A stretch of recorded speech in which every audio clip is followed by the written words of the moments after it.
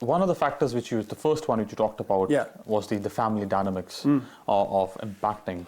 And then your broad vision is to support the youth of Australia and then be more accountable, be more dependable, do the right things, and then be financially independent. Yeah. And then for that to happen, and then for a country to prosper long term, and to be living in a civil society and a democratic functioning society, we need the youth to have those skill sets which you talked about earlier. And if family dynamics is a key matrix or key contributor of the dysfunction or reducing the numbers of literacy and numeracy, which is one of the qualifiers of the long-term structures, how do you think, what are the further, if you go one layer behind the family dynamics, what's the reason why of broken families? What's happening there as a society? Where are we going in terms of having more broken families than in working families or joint families?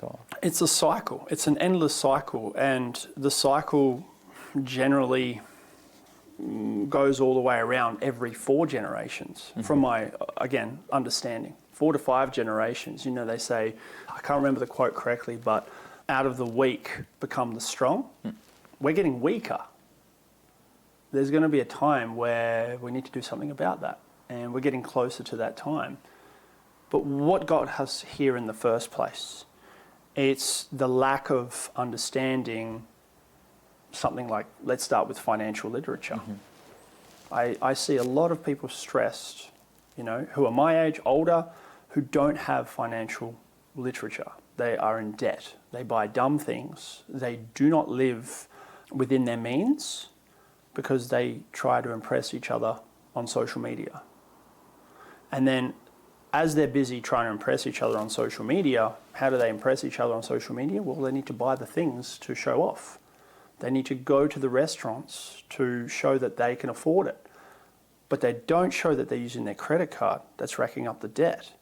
They don't show their 9-to-5 job they hate to pay off that credit card. They don't show the fact that they are in the 9-to-5, they come home tired, and they can't give their kids full attention. They just show the materialistic things that they have. That's where people are going wrong. And the kids are suffering for it because of gluttony, greed. Everybody wants 4 or 5 investment properties. That's a different story. You're probably in a good situation with that. But I just see people more and more, and this is like, I'm a producer. I make content. I've got a lot of followers, but I've made that switch because I don't want to be in that bucket. I don't show off my things. I don't like buying things. I like putting my money into investments so then I can buy my financial freedom. And then when people go, how do you have so much time for your kids, Sev? Because I'm financially literate. And I think that is the one big issue. So we're talking about how to fix the problem, but how do we prevent it as well? So the upcoming generations need to learn all this very quickly. But for some reason, the education system is teaching them, you need to wear the right shoes, you need to come in on time, you can't go to the toilet during class, and you need to study religious ed, even though you're clearly not interested. And you need to get full marks to get your ATAR score to be able to get a good career. Or by the way, we're not going to mention that when you do get the good career, don't overextend your mortgage because you're going to be in the same situation as your parents. Nobody talks about this, and I think that is the key to turning this all around. Talk about that more. If Australia as a whole wants to succeed, future generations, because Australia is just a business.